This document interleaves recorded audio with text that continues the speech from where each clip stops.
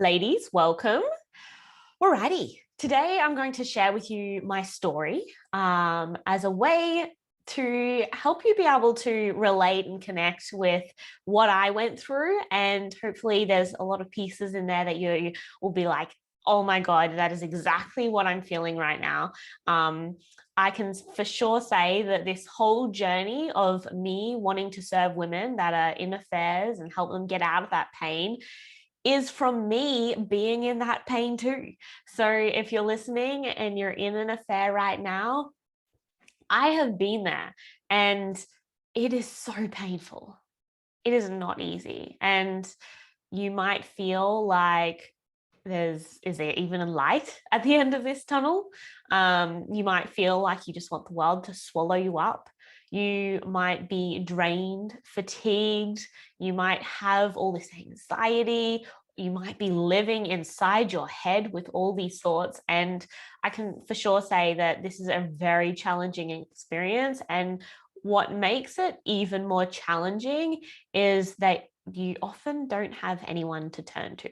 You don't have anyone to talk to. And you might have a couple of people that know about what you're going through, but the last thing you probably want to be doing if they do know about it is constantly going back to them and digging up all your shit of this complicated life situation and hearing yourself repeat over the same words when you're not changing anything. So it kind of just feels silly to go talk to someone when it's the same old story round and round again.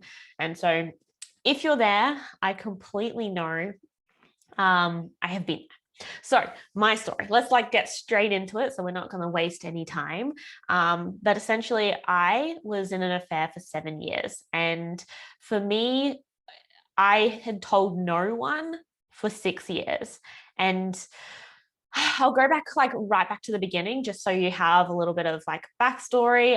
There's so many things that I could touch on, and I'll go medium deep today, or just touch on it, and over time I will continually go through my story as a way to serve you guys in knowing where I came from and where you can be. So for me, I had this desire to go out. I was always told as a kid that who you hang around, you become, right? So whoever you spend time with, you become. And if you're wanting to become great at something, you may as well hang out with the best of the best, because then you learn a foundation of the best skills in that area that you're wanting to learn from. So whatever I was wanting to achieve, or the goals that I was wanting to create, or the things I was wanting to learn in life, I was like, okay, well, who's great at this and how can I get in their circle? And so one of the things that I really wanted to experience was life out in the outback. I was from a city, and I wanted to experience the land and mustering and cattle and farming, and just experience nature and all of its wonderfulness. And I wanted to I didn't want to just go on to a farm that was I don't know, an hour away from where I live, where they have the old horse called Jerry. And everyone can have a turn of riding Jerry, who is kind of falling asleep. Anyway, I wanted to go out proper, where they're jump on this horse. It's wild. It hasn't been ridden in a year, but you got to jump on a horse because we're going now to go bring in the cattle. I was like, yes, sign me up. Helicopters, dogs, quad bikes, horses, you name it, I wanted it. So essentially I decided to go out onto a big property. It was in the middle of nowhere. The closest town was a population of 50 people, and it was 40,000 acres, and lots of cattle, lots of sheep, lots of goats, bikes, helicopters, dogs, all the fun stuff, right? And when I read the job description saying that, I was like, right, this is the place that I want to go to. So obviously no significant farm is going to want a young girl, I was 17, with no experience farming. If they're a really good farm, then they would want either men or people that have significant farm experience. So I became the nanny, looking after the children on the farm. And that was my like doorway into like hanging out with the best of the best in farming, right? This is my thinking. And so I went out there, and just bear in mind a little bit of backstory. Previously, I had been ill. I was a runner. I in school at high level, national level, and I would train every day, sometimes twice a day. That was my identity. But I got really sick to the point I couldn't attend the last 3 years of school. I was fully in bed. So when I started to get better, then I was like, okay, like let's achieve some goals. And this was like one of the goals on my goals list. I had 100 goals that I wanted to achieve in the year. So this was one of them. Go out there for 2 months, experience this like epic holiday kind of working, and then I'd come back and achieve my other goals, right? And so they were looking for a nanny, and I went out there. I had no experience with even guys for starters, because I had missed the last 3 years of school. So I missed all the like sex ed, guys, hormones, sleepovers with your girlfriends, like everything I kind of missed because I was just at home, chilling at home in my bed. So as I started to get better, I went out to this farm, and well, my boss fully pursued me, and I kind of liked it. I hadn't had someone pursue me for ever before. This was the first time I had left home. This is the first time I kind of had my independence and got to make decisions for myself. This is the first time someone had eyes for me and wanted to pursue me, and it felt good. And so like this pursuing, it was like a conflict between like, this is weird and not right, and I don't agree, slash this feels nice and you have all your eyes on me, like what's so special about me, but I like it. And so I ended up falling into this like experience where I had my first kiss, I lost my virginity, I had all this like these experiences that were, one part of me felt like this is fun and exciting, and the other part of me was like so scared and what the fuck and petrified and freaking out. And I didn't really know how to deal with both of the emotions, because the aspect of me that liked the light, or I guess it's the dark side, it's like the secretiveness, like we all have light and dark sides that want to be fulfilled in our life, and so this secrecy can be fun. I was petrified by it though. I hated it and I was scared, but at the same time, this uncertainty can be fun as well and addictive. And so I was living this double life, and I was the girl who didn't ever want to do anything wrong. Go figure, right? I feel like the girls that don't want to ever do something wrong end up getting into some bad situations, because you got to learn to stand up for yourself. And so like the universe gifted me this epic opportunity that was so scary, so traumatizing, because that was my soul journey that I needed to learn, to go through, to grow as a human. So often the very thing that we despise, judge in others is often a thing that the universe will gift you as an experience, so that you can evolve to a higher state of consciousness and learn a little bit more about that whole subject. So for me, I was going through this experience, and yeah, I was so torn. There was this part of me that was like, well, for one, I never see a future with you. But two, I want your approval. And the only way that I would get his approval was not through work, because I was never good enough in the workplace, and I was always in trouble or shamed or doing something wrong. And I never felt like I was being I never felt like I was a good enough worker. So I would try harder and try harder. But the only place that I felt like I could be good enough in his eyes was through that sexual activity. And so it was this like, the only way I could get his approval and his love and his attention was when he was happy getting his needs met through me. And then he would go back to being in the arms of his family. And I tell you what, it was so hard. And I want to step into it now, because when you're going through it, it fully consumed you. I was someone that could never look anyone in the eyes. I lost all my mojo for life. I just existed. I was a ghost. I didn't know how to deal with these emotions. I was numb. I would go to bed while I like lived around them, seeing him with his family and his children, and I would just be this backup girl, this side salad, and it hurt. And I would go to bed and I would cry at night, and I would become obsessed. Like my ears were like on high alert, and I would be like tuning in to like, is he like so-called saying I am the one, and then going straight back to his wife and being there for her. And I tell you,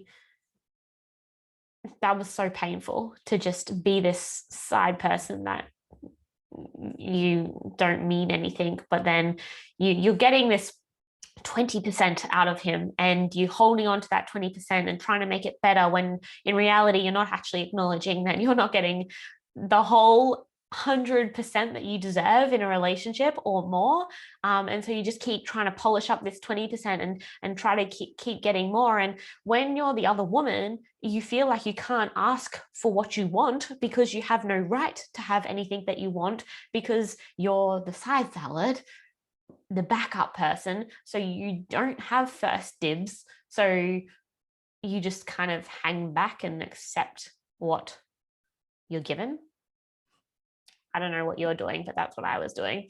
And I tell you what, it depleted me completely. Meanwhile, there was some epic, beautiful men around me that wanted to devote themselves to me, and I was just traumatically connected to this extremely unhealthy connection of getting minuscule amounts. Crazy. Anyway, so that was my experience. And so this went on for years, where I would tiptoe around the house. I would lie, and I hated telling lies. And then my whole life became crafted around this ginormous lie, so that I could, I don't know, I was always trying to keep up these scenarios. Let me tell you this. For example, because my first connections, my first kiss, my virginity, everything was with this affair partner. Then when I told my sister about stories of what had gone on, she would remember the details, not with the affair partner, but just trying to like gloss over like who I was with, when, where. Sometimes I'd change up the name to one of the workers instead of my boss. And like, I would try to be able, I would tell the story to her so that I could connect with the emotion and share the emotion that I wanted to share with her. But I would skew the actual details so that she doesn't find out what's going on. But the reality is she would remember the story, and I wouldn't remember the story, because I only remember the real story. And so then she would tell me what happened, and I'm like, okay, I don't remember telling you that.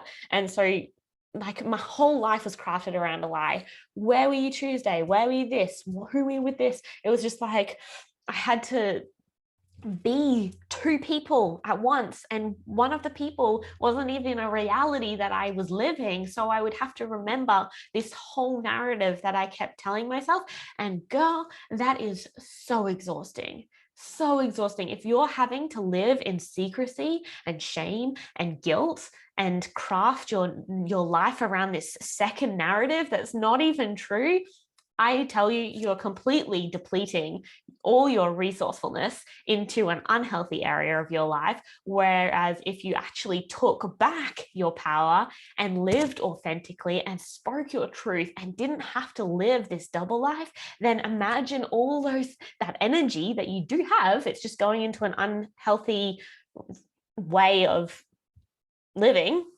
If you utilize that into a more empowering place, my golly, your life can thrive. And so I was living this double life that was taking up all my mental energy. I was freaking out. I was constantly in fight or flight, thinking that I would be caught. My affair partner didn't care about getting caught. And so I was like freaking out that I would be caught, and he couldn't care less. And so then I felt even more scared that someone's just going to find out and he doesn't care. And so I feel this energy right now in my chest. And if you're constantly feeling like tight and tense and all that energy is just going into you, like freezing, fight, flight, or freeze, or surrender, then it's not a healthy place to be in. And we need to get you out of that so you can start thriving again. So back to I was living this double life for like 6 years. I had not told a soul. I was so shameful. I was like, what on earth have I got myself into, and how do I get out of this? And even I was so scared. And so eventually I decided to go tell a counselor. And I tell you what, I was petrified of someone finding out, or maybe the counselor was connected to someone. And I tell you, the counselor that I chose to talk to lived 4 hours away from me. And I was still petrified that someone would see my car parked at the location, not the counselor's location, just a big complex. But what if they saw me parked in that suburb and they're like, oh, what were you doing over there? It's like, oh, I was just speaking to a counselor about how I'm in a relationship with a married man. Like, I was freaked out that someone would find out, so freaked out, even when it was 4 hours away. I went into the counselor's office. They obviously have the form that you have to fill out before you have a session with them. And I was like, there is no way I am filling out this form. You're not going to know who I am. I am not giving you my identity. Like, there is no way. I am freaked out. So she gave me the form and I gave it back with like the date. Like, I can fill out the date. I laugh about this now. And I assure you, your darkest times teach you so much, and it can be a gift. Like, it can be the biggest gift in your life, and you might not see it right now, that this experience that you're going through can be something that is going to build you into a beautiful, strong woman, but it can. And I assure you that as you go through this journey and get out of the dark side of it, you'll begin to see the beautiful gift that it was. And like, yes, it's an extremely serious topic to be talking on infidelity, and there's so many opinions from everywhere. And that's probably why you're stuck in it, is because it's such a triggering subject. Everyone has experienced infidelity, whether they've cheated, they've been the other woman, they've been cheated on, they've caught their parents cheating, they've caught their best friend cheating, they caught their partner with their best friend. Like, there are so many painful experiences that make this subject so triggering for everyone to hear. And it's not usually something that you would combine with me laughing. But for me, I believe that I'm here to bring joy back into your life and for you to get your power back. And I am not willing to be that like boring as serious person that is going to like listen to all your darkness without actually helping you bring back your light, if that makes sense. So back to the therapist's story. I went into the therapist and hearing the words come out of my mouth that I'm in a sexual relationship with my boss that's married and has kids. Hearing that, oh my goodness. For one, like I was like, it became a reality. Like when I was in the affair, when I was in it and living in it, I couldn't see outside. I was very much stuck in the story. And whenever I like went away on a holiday or something, that's when I could see from the outside in and be like, holy, like what is going on in that life? Like that needs to stop. That is not me. But whenever I went straight back to it, I became blind and I didn't know how to move through it or create change. And so when I heard myself say this to the therapist, it was so confronting. And if you're in that place right now where you're wanting to talk to someone, but the shame of even reaching out and telling someone is just too much, I assure you that is the exact leap that is going to get you across the bridge to change. If you're going round in circles right now and you're not creating any change that's long lasting, it's because you are taking full control and trying to solve it within yourself, when potentially one of the biggest things that could help you is by expressing what you're going through out loud. So if you're listening to this and you're right now in an affair, but you don't want to be seen, you don't even want to hear yourself say that you're going through this, or for me, I didn't even know I was in an affair. I was like, I'm in this somewhat relationship with my boss, but it's not an affair. And I think a lot of you might be in that kind of situation. Like, yeah, affairs happen everywhere else around, but this kind of situation is unique. It's a bit different. It's not quite an affair. It's like something else. For me, in my situation, my affair partner said it wasn't an affair. He was my teacher. And because I was young and naive, I thought he genuinely wanted to teach me. And hearing those words out loud is like, interesting. So where was I?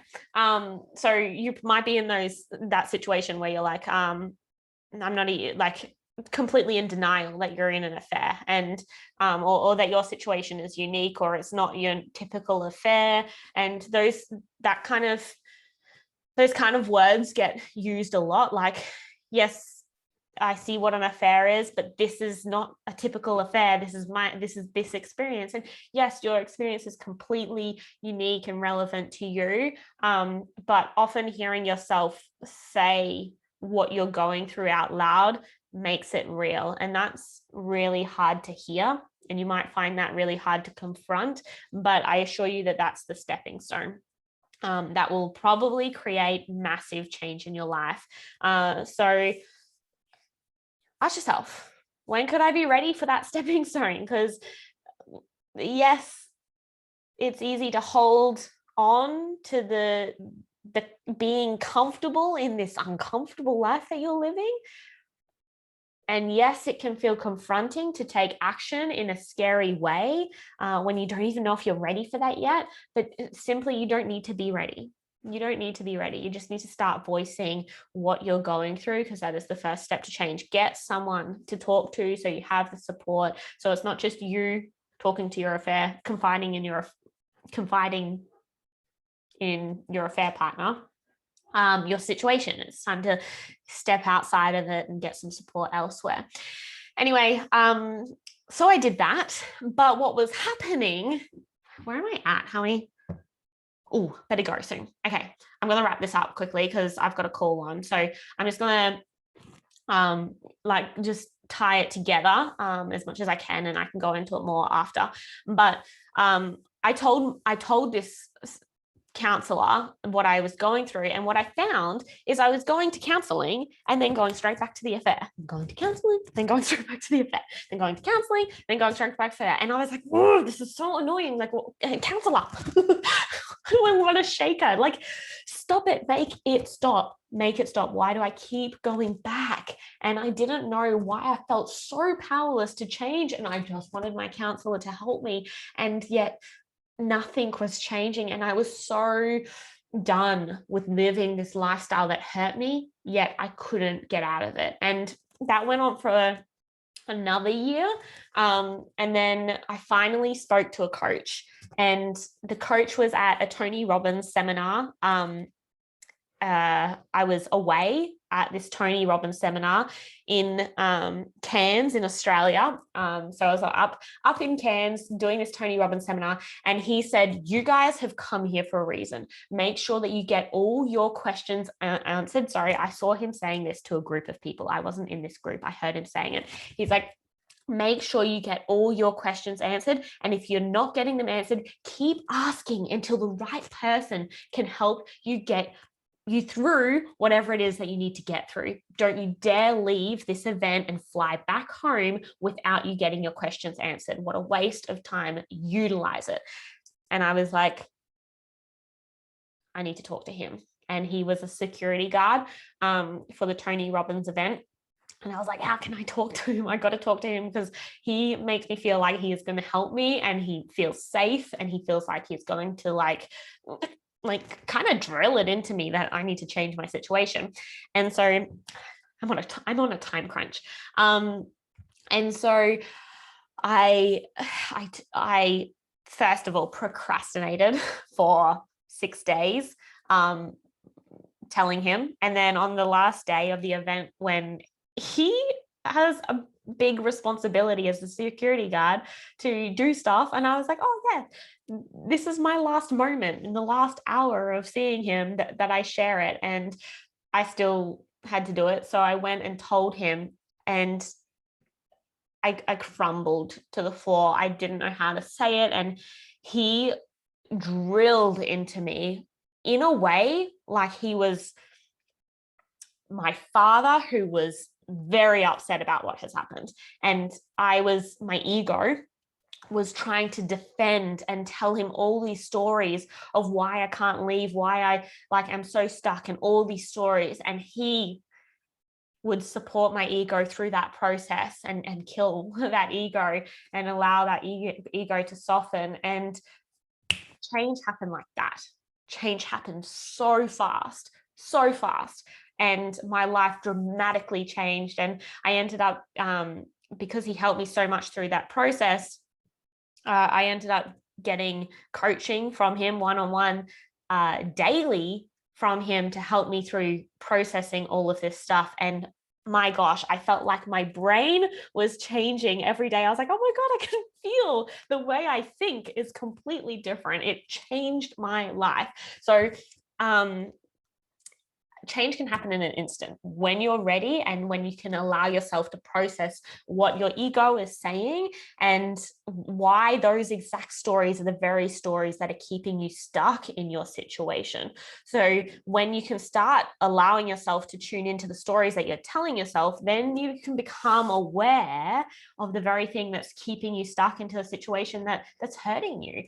So awareness is an amazing thing, and that's why I do what I do. It's helping you take the blindfolds off and be able to just take a look at the stories that are keeping you stuck in your life. For example, one of the stories that I was telling myself that was keeping me stuck for ages was I felt this responsibility to be there for the family. And my fear of if I left was that their business would crumble, and that potentially he would be harmful to his family, and that his kids and his wife and everything the relationship, everything would crumble. And I truly wanted the best for their family, and I wanted him to treat his wife like my parents treat each other, and I wanted to fix them. And so I learned you cannot fix people. They got to want it themselves. And so I felt responsible to them for keeping their business alive and together and being that support system, and his happiness. I felt responsible for his happiness. I felt if I left that would hurt him. And so these stories were keeping me stuck in a situation that was hurting me, and I was losing myself in order to somehow keep someone else happy. But the reality is me trying to keep them happy is blocking him from his own learning. And that learning is going to come regardless. So you're just slowing down that process. So anyway, I've got to wrap it up because I do have to go, but that's a little part of my story, and I can assure you that change can happen overnight. You've just got to be willing to say yes to yourself. So when you're ready to say yes to yourself, I'm absolutely here to connect.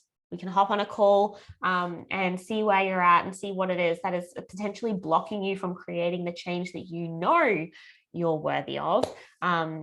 And if that resonates, then reach out, start the process. You don't have to be ready. You just have to take the first step.